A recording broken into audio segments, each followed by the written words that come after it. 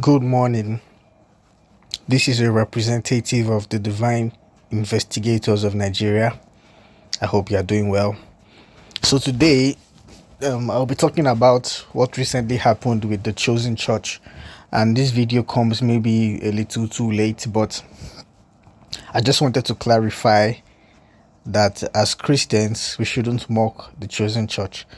And now, what I'm saying might sound ridiculous to some people because the members of the Chosen Church have been coming out with all these incredible testimonies, and people have been filled with doubts. Like the man who said he got picked up by a lion, or the woman who carried about 3 or 4 AK-47s. It sounds ridiculous, right? And so many of us happen to think that they must be lying. The members of the Chosen Church must be lying. Many of us were under that impression, or are still under that impression. As the testimonies have been coming out, as the situation has been unraveling, so has our doubt also increased. And so I was just thinking about it, that we mock these guys for their incredible, fantastic testimonies, but the Bible we read is also full of these very strange events. For example, we have the story of Moses and the Red Sea. Moses supposedly struck his rod in the Red Sea and it parted into two, and the children of Israel walked right through the middle. And that story, isn't it more outrageous? Isn't it more outlandish than the one reported by the chosen members?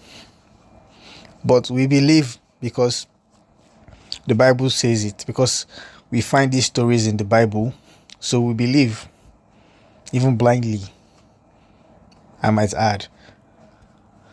And based on the archaeological evidence, there's no evidence that the Egyptians drowned in the Red Sea. At least there's no evidence that they didn't drown, but the burden of proof is usually on the person making the claim. So the claim that the Israelites drowned in the Red Sea is not consistent with the archaeological evidence from that area. But many at times we Christians, we say faith requires you to believe things without evidence. And the same thing goes for Jonah.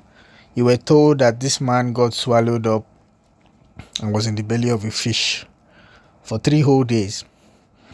Biology and modern science has told us that no man can survive in the belly of any animal for anything more than a few minutes or even seconds, because of the digestive acids found in the stomach of this animal would make it toxic. It would make it a fatal environment. No human being can survive there, let alone for 3 days.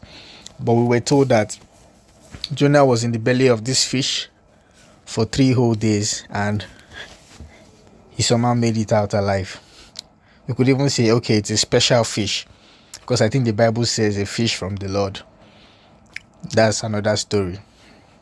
We believe that Jesus died, and on the 3rd day he came back to life. He was resurrected. What's the evidence for this? The accounts of some 4 men who wrote their books about between 35 to 70 years after the death of Christ. Those are the accounts we have, and that is what our entire religion is based on. So the Bible is full of all these almost ridiculous claims, and we follow it blindly. Why? Because we were told that blessed is he who believes without seeing. Faith is believing things without evidence, basically. And faith by definition is illogical, because a logical person needs to see enough evidence or enough data before coming to a conclusion. Like, for example, if you ask me if there are elephants on the moon, my natural position or my first stance is going to be no. My answer is going to be no, because so far there have not been any records, any reports, any sightings, any signs of elephants on the moon. So if you ask me, even though I'm not an astronomer, I'm not an astronaut, I'm not an astrophysicist, but if you ask me as a layman if you can find elephants on the moon, I'll say no. Because if there were elephants on the moon, the evidence would have been presenting itself over time. So faith requires you to believe things without evidence. For example, in a religious setting, if I tell you that there are elephants on the moon, you have to believe. Even though there are no signs, there are no sightings, there is no evidence, there is no data that corroborates that.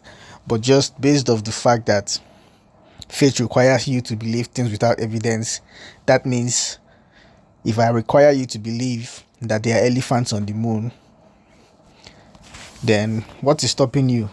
I mean, you don't need evidence, right? Since you have faith, you don't need evidence. So you might as well believe that there are elephants on the moon. And so when we criticize the chosen and say that their testimonies are outrageous, are outlandish, are ridiculous, we are indirectly also ruling out those things that happened in the Bible. Another issue that I have is that many of these outrageous things that happened in the Bible haven't happened in a long time since then. We've never heard any reports of a sea parting or someone else getting swallowed up by a fish and surviving in their belly. And also, these things just happened in the past. They happened a long time ago, and because they were written down by some men over 2,000 years ago, we just accept it as fact. We accept it as true because of faith, right? And so we Christians, we need to stop judging people who don't believe, because faith is illogical. People who say that it is illogical to be an unbeliever are actually wrong. It's kind of illogical to be a believer, because the only evidence that you have for what you believe in is what you were told, is what was written down in an ancient book that is over 2,000 years old. So by criticizing the chosen, by calling them liars because their message seems, or because their testimonies seem outlandish, ridiculous, extravagant, name it, by criticizing the chosen for that, we also criticize ourselves for believing all these fantastic, incredible, brilliant claims that we can find in the Bible. So to doubt one is to doubt the other. So as a Christian, you are left with two choices. Either you accept the chosen testimonies as true. One. Option two, you reject the chosen testimonies as false and also reject the biblical testimonies as false. Because many people say the chosen don't have evidence for those testimonies. Do you as a Christian have evidence for the testimonies contained in the Bible outside of the written record that is the Bible? Do you have any other evidence? So you either accept the chosen claim just as you have accepted the biblical claims, or you reject the chosen claim and reject the biblical claims. So I think we need to think twice before mocking the chosen church, and hopefully all will be well. So thanks for listening to this short talk, and I'll catch you later with another video. Hopefully this is just a brand new channel and just trying to explore different religious themes in the country, different lines of thinking. So I'll hit you up with another video soon. Thank you so much for listening.